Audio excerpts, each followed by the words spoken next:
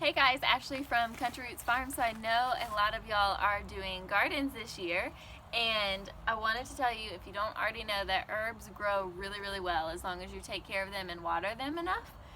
So this whole thing was full of herbs and we just redid it, and so now we're growing some basil in here that we just put some seeds, and I had this overabundance of of cat and also of parsley. No catnip. And so this was about 5 times this size, and I didn't want to throw it all away, but I definitely didn't need that much parsley. So I decided to give it a try dehydrating it, and I wanted to let you guys know how it went. Stay tuned.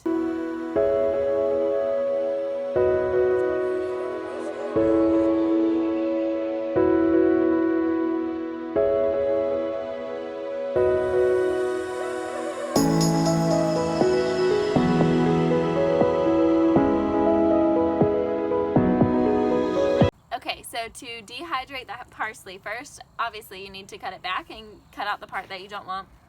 So I just trimmed back enough to keep like this stalk, this one, so that we can keep growing it. Don't bite me. But not enough, like, so the plant has plenty to keep growing. And we also had plenty to dehydrate. So you trim it back, wash it with just water, and let it run clear. I also put a little bit of apple cider vinegar in the water just to help clean, like a capful in the bowl, stirred it around, and then rinse it again just to really get the leaves clear. Even though we don't use any kind of chemicals or anything on these, they definitely have pollen on them, they definitely get bugs on them. Clearly my cat is all over them, so we definitely clean them first. And then to dehydrate them, you can try to do it in the oven. I did read that, and I haven't tried it in the oven, but I did read that it doesn't always give you like a really good, even, crisp product.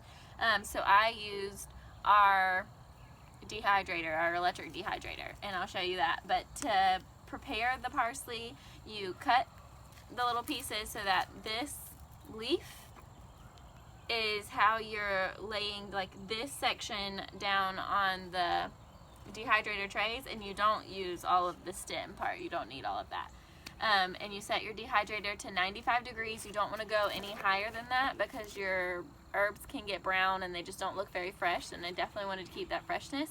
So I set it on 95, and I checked it about every 12 hours. And that sounds like a really long time, but it's not like you're doing anything to them. They're just sitting there dehydrating.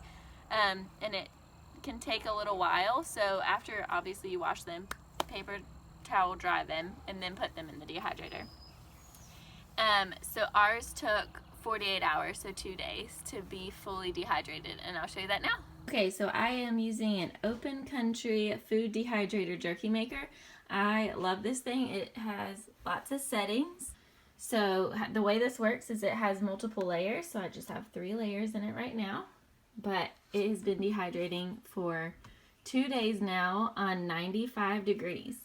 So I read that if you dehydrate herbs at a higher temperature, they can kind of take on a blackish, grayish hue, and I didn't want that to happen, and so I did it at 95 for 2 days, even though it's a really long time, but it made the perfect leaves because they are all bright green. And let me show you this. I'll pick up this guy. It crumbles, like completely dehydrated and perfect.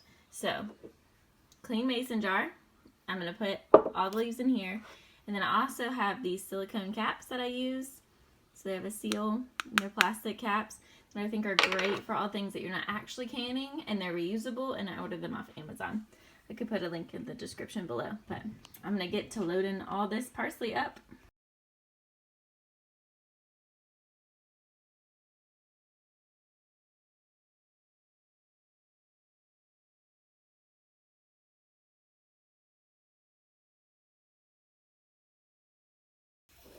So 3 levels of drying out that parsley filled up this mason jar. So I am excited to continue to dry other herbs. I think this is a fantastic way to keep them. I mean, there's no way any air is going to get in there. This is a great seal. I use this for all kinds of stuff.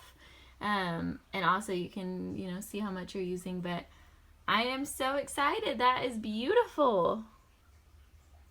Alright guys, thanks for watching. Please like, comment, and subscribe. Let us know what you're interested in seeing. And good luck saving your herbs.